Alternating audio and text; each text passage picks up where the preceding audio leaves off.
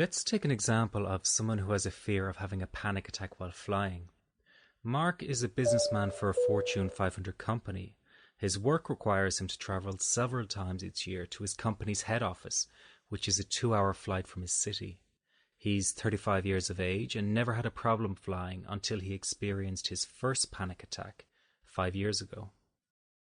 Even though the panic attack occurred in a restaurant, he developed a fear that it may happen again.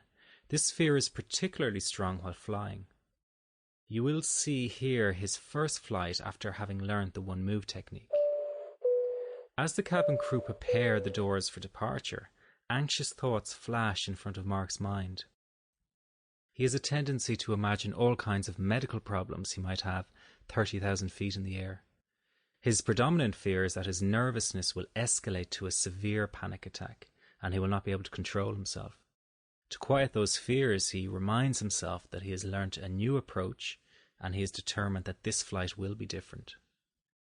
This time, instead of nervously anticipating the worst, he turns his attention inwardly and tells his body that he is open and willing to embrace any bodily sensations that might manifest during the flight. This approach is new and freeing because it allows his body permission to experience different sensations without him overreacting. He reminds himself that it is perfectly normal to feel excited in an airplane, so it's fine to feel heightened bodily sensations and to feel slightly nervous. As the plane lifts off, Mark feels a flash of panic through his stomach and chest. His heart suddenly beats fast and his throat and chest muscles tense. He interprets the signals as an impending panic attack. Normally around now he would focus his attention on getting a large whiskey to calm down.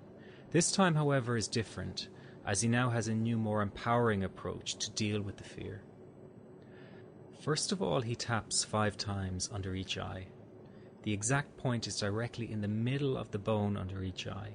This is an acupuncture point that releases tension and fear held in the stomach. Then he crosses his arms with his palms holding either side of his chest. This is done to add warmth to the upper chest area and to help it relax easier. It is also a protective body stance that allows him to mentally feel more protected and in control of the situation. Now he is ready to implement his new psychological understanding of how to work through the anxiety he is feeling. He turns his attention to his body and says inwardly to himself, "Okay, I know we are in an airplane, but I'm not going to be threatened or scared by these bodily sensations. I know they cannot harm me, and to prove that to myself, I demand that you give me more.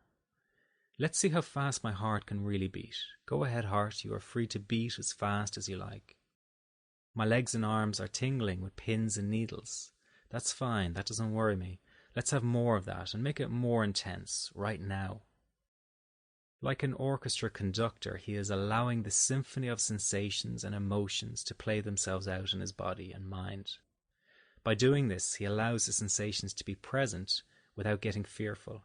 Not only is he allowing them to be present, but most crucially of all, he is in fact demanding that some of them get worse. This is a new position of power he is placing himself in. Before, he was doing everything he could to block the sensations out. Now he is giving them freedom to be, and by doing so, he flows with the experience instead of against it. All his body really wanted to do was express his anxiety about flying physically. By giving his body full permission to do so, he does not create any additional stress or psychological friction.